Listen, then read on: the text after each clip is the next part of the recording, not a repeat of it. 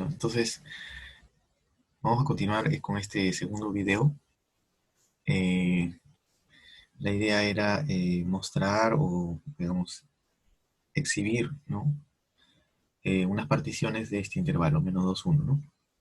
Bueno, primero vamos a, a exhibir, ¿no? Una partición regular. Vamos a encontrar una partición regular. Ahora, esa partición tiene que tener 5 elementos.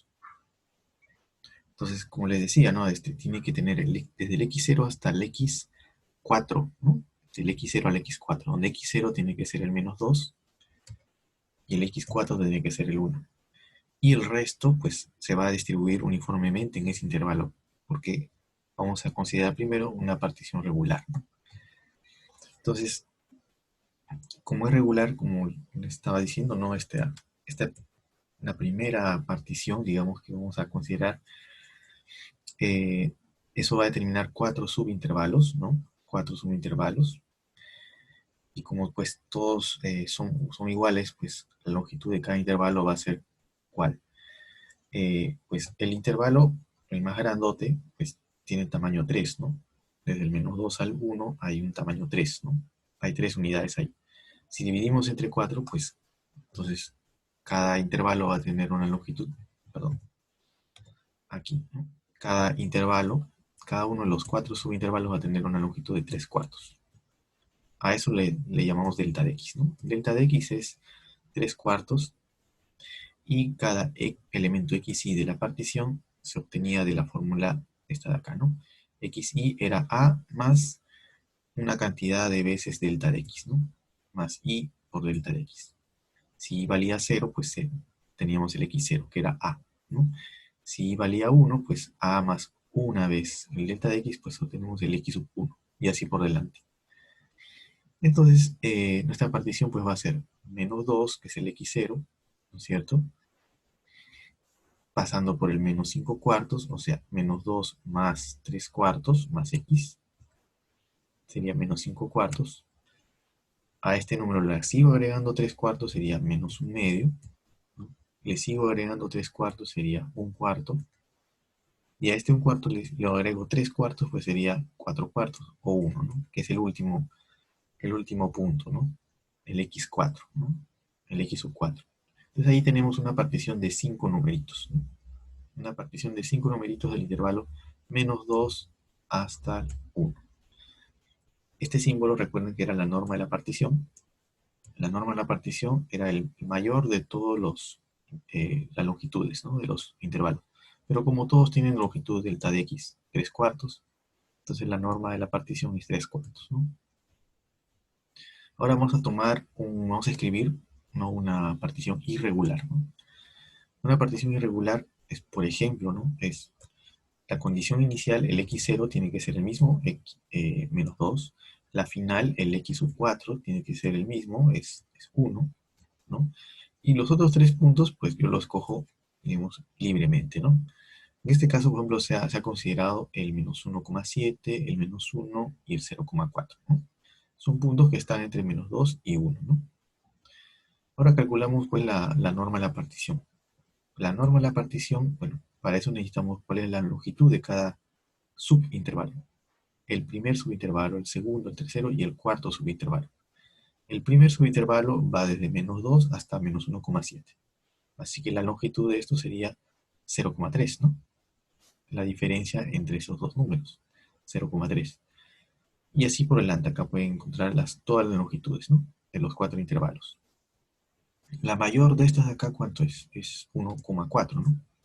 Esta es la mayor. Entonces, la norma de la partición, por definición, es el máximo, así que me quedo con 1,4.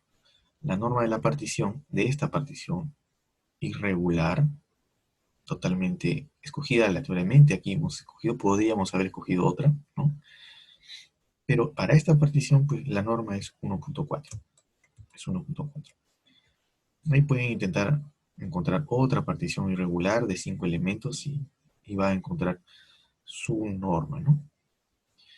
Bueno, con esta partición de la norma, pues, perdón, partición de un intervalo, pues vamos a continuar para hablar acerca de las sumas de Riemann. Entonces, Para eso pues vamos a recordar un poco la clase anterior, la clase uno, ¿no? Esta clase uno, si ustedes recuerdan, acabó con el área que estaba abajo del exponencial, ¿no? Y recuerden que nosotros tomamos n rectángulos, ¿no? Para el cálculo de esa área. Y como recordarán, cada uno de estos rectángulos tenía la misma base. Tenía la misma base, el mismo ancho. ¿Cuánto era ese ancho? Era 1/n, ¿no? El total medía 1, este intervalo más grande medía 1. Entonces cada subintervalito, cada base, ¿no? Cada anchito, cada rectangulito iba a tener el mismo ancho, 1/n. Entonces, básicamente eso es lo que estamos haciendo ahora, ¿no? En esta clase 2 estamos partiendo un intervalo grande, lo estamos partiendo en subintervalos. En la clase anterior hicimos en realidad una partición regular, pero ahora en esta clase 2 pues estamos hablando ya de particiones pues irregulares, ¿no? Eh, en este ejemplo, por ejemplo, hicimos una partición regular del intervalo -2 hasta 1 y también hicimos una partición irregular, ¿no? Desde el -2 hasta el 1. Bueno, entonces hemos generalizado un poco la idea de partir un intervalo grande y ahora viene el tema de suma de Riemann. Y eso también está vinculado con la clase anterior, ¿no? Recuerden que nosotros sumamos áreas y las áreas estaban definidas como base por altura. La base era estos delta de x, ¿no? Y la altura era la función en ciertos puntos, sea en el extremo izquierdo o extremo derecho de cada uno de estos subintervalos, ¿no? Entonces, lo mismo, ¿no? Esa idea ahora se va a extender un poquito, como vamos a ver ahora, y se llama suma de Riemann. Entonces, primero veamos esta primera línea, ¿no? Dice, sea f una función definida en un intervalo cerrado, AB, ¿no? Estamos tomando una función definida en un intervalo, AB cualquiera, no necesariamente es el 0, 1, sea P una partición regular de ese intervalo grande, la B, ¿no es cierto? Puede ser regular, en realidad podría ser acá irregular, por si acaso, aquí, esto de aquí está mal, ¿no? Sea, sea P una partición de AB, cualquiera, no necesariamente regular, esto de aquí, repito, está mal, en realidad la definición de suma de Riemann es general, una partición general de AB, y vamos también a elegir un punto de cada subintervalo. En el iésimo intervalo vamos a escoger un punto, un t sub i que pertenece a ese intervalo. Entonces, con estos tres datos, con la función que tiene su dominio, con una partición para ese dominio, para ese intervalo, y con un punto por cada uno de los subintervalos, vamos a definir una suma. Esta suma de aquí. Este es el delta de xi, es la longitud del intervalo iésimo. O sea, sería xi menos 1. Y este de aquí es la función en el punto que hemos elegido, el t sub i, ¿no? Entonces, recuerden un poquito la clase anterior, lo repito, ¿no? Acá teníamos base por altura. La base era el delta de x y la altura la f.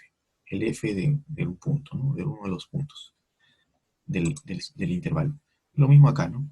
Acá tenemos un delta de x, que es la longitud del intervalo, de un subintervalo, del iésimo subintervalo, y es de la función evaluada en un punto de ese subintervalo, t sub i. A esta suma se le llama suma de Riemann, que corresponde a una cierta partición y corresponde también a una cierta elección de t sub is. De t sub is. Entonces, por eso colocan acá esta observación, porque la suma de Riemann depende de la elección de t sub i, también depende de la partición, cómo hemos partido el intervalo AB, y también, claro, depende de la función, ¿no? De la función que estamos tomando, ¿no? La suma de Riemann de una cierta función. Acá hay otra observación que aquí también, esto me parece que está mal, porque acá dice, ¿no? O sea, vamos a hacer una observación aquí. La suma de Riemann es la suma de áreas, dice acá, ¿no? Áreas de rectángulos. Bueno, dice con base delta de xi, que es lo que yo les quería decir acá. Delta de xi corresponde a la clase anterior a estos delta de x de acá, a esta base, y con altura, dice acá, con altura igual a la función en el punto que hemos elegido. Bueno, altura, eso de altura, bueno, eso lo vamos a discutir un poco, porque todo bien, este delta de x es una longitud. Como le dije, delta de x sí es la longitud del iésimo intervalo, eso es un número positivo. Pero el f en t sub i no necesariamente es positivo. Aquí la suma de Riemann se ha definido en general. En cambio, en la clase anterior, eso sí tenía sentido hablar de altura porque la función era positiva, ¿no? Era no negativa, si ustedes recordarán en la clase anterior, ¿no? Esta función, la exponencial o el x cuadrado que hicimos, son funciones que son positivas, ¿no? Entonces, hablar de la función en estos puntos, en los extremos, pues esas funciones iban a ser números negativos. Entonces, ahí sí tenía sentido decir que la función era la altura. Pero decir aquí que la altura es ft sub i, eso es válido siempre y cuando el f sea no negativo, ¿no? Entonces, vamos a hacer ese tipo de observaciones, ¿no? La suma de Riemann se aplica entonces para funciones tanto positivas como negativas, tanto para particiones regulares o irregulares, y esto, bueno, estos t sub i pues son elegidos de alguna manera, ¿no? Vamos a escoger los t sub i, ¿no? En ese intervalo. Bueno, en el siguiente videito vamos a hacer este ejercicio. También, si quieren, lo pueden ir pensando. Tenemos una función que es el x cuadrado, la misma función de la clase pasada, definida en el intervalo 0,1, así como en la clase pasada, y vamos a calcular algunas sumas de Riemann correspondiente a esta partición de acá. Esta es una partición regular. Es la partición del intervalo 0 hasta el 1. Es una partición regular, si ustedes se dan cuenta. Pero vamos a considerar un par de lecciones de los t sub i. Un par de lecciones. Como repito, ¿no? Las sumas de Riemann dependen de los t sub i, ¿no? Como vamos a ver, ¿no? Entonces voy a parar aquí el video para continuar en el siguiente, ¿no?